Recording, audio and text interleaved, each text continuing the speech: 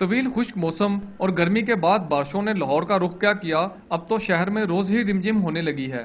खुशगवार मौसम का मजा लूटने के लिए शहर के पार्कों का रुख करने वाले लोगों के साथ आने वाले बच्चे तो सब कुछ भूलकर मौज मस्ती में कुछ ऐसा मगन होते हैं कि उन्हें कुछ और याद ही नहीं रहता।